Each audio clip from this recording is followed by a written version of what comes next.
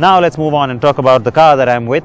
We've been waiting for some time now, unlike a lot of the others, to bring on that big battle that the Kwid needs to be taking on in the small car space with its chief rival, the Maruti Suzuki Alto. Why did we wait? Well, we wanted to see if these massive bookings that Renault has actually stay with Renault, and mostly, yes, not too many cancellations. So now we know it's a big success. Let's see how it does against its rival.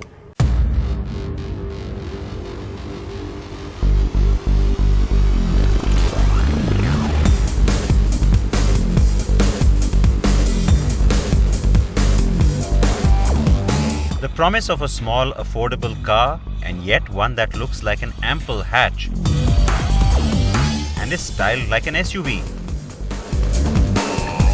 That is the Renault Kwid. When Renault Nissan CEO Carlos Ghosn first announced his intentions to do an ultra low-cost car, no one imagined the car would look like this. Everybody thought it's going to look more like what the Nano does, and nobody would have imagined an ample looking car like this one. The Kwid certainly has size as its biggest advantage, and more than that, it's also the stance. The fact that it takes inspiration from the Duster's design and almost has a mini SUV kind of a look going on, well, that I think is a tremendous USP.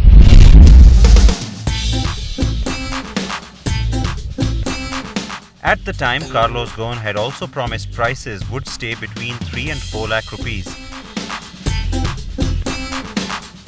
As it turned out, that was a googly, because the Kwid was eventually launched at 2,56,000 rupees and tops off at 3,53,000. Now those are near identical prices to the Maruti Suzuki Alto 800, and they are lower than the Alto K10s. The Alto K10 does have the AMT option, and that's something that the Kwid promises to get in the new year. So, prices aside, is the Kwid really the car to take down the mighty market leader then? Put the Alto 800 or K10 next to the Kwid and it looks like a no contest situation. The Alto family got new looks last year, but the Kwid easily stands out as the more ample, tougher, contemporary and different design. The larger size and bigger haunches means that the cabin space is also bigger. Inside the two cars, you will find the use of plasticky grey all around. But the Kwid's top-end model features a large touchscreen with navigation and Bluetooth, which is a big step up for this segment. The Kwid and Alto both offer an optional driver-side airbag, but Renault insists that the Kwid is crash test ready, while we know that the Alto is not. However, I have no way to substantiate Renault's claim, as no tests have been carried out to my knowledge. The Kwid can certainly accommodate more people and more luggage than the Alto could. Now, the Kwid certainly has a very noisy engine, but then that's pretty much true of this entire class of vehicles. On the 800 Alto, though, you do get an engine that's a little bit whiny sounding, so from that perspective, this is slightly better. It's also better on power. The delivery of that power is something that's more reassuring in the case of the Kwid, something that the competition doesn't necessarily have. Both the Kwid and the Alto 800 have a 3-cylinder 800cc engine. Of course, the Alto K10s is a larger unit. But the Renault churns out 53 bhp, which sits somewhere in between the two power outputs for the two Altos. The Alto K10 of course gets a larger engine and has an output of 66 bhp. In terms of torque as well, the Kwid seems to hold its own. All these cars have manual 5-speed gearboxes. Of course, the Alto K10 has that AMT. The Alto's gearbox and steering are two aspects where the Suzuki experience with small cars shines through. The Kwid's gearbox feels sluggish and its steering is also not very precise, almost emphasizing the car's bigger size by being a bit cumbersome. But where the Kwid races ahead of its rivals is in the handling and ride departments.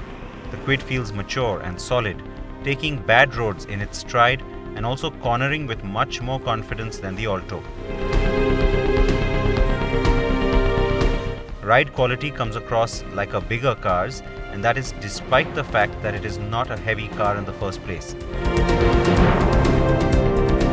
The Alto feels clunky and primitive by comparison. Occupant comfort was never considered a very big deal for any first-time car buyer because existing cars came up short on space and ride.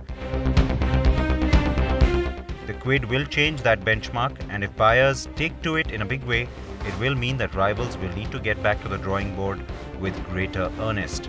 So the Kwid will be the benchmark then, staying on cost but offering a more modern car than its segment has ever seen. That will only mean that the segment will stay hot with more value and better quality coming down the chain to the buyer. So I happily crown the Kwid as the new king of the small car space in comparison to the Alto 800, the K10, the Datsun Go and the Hyundai Eon 2.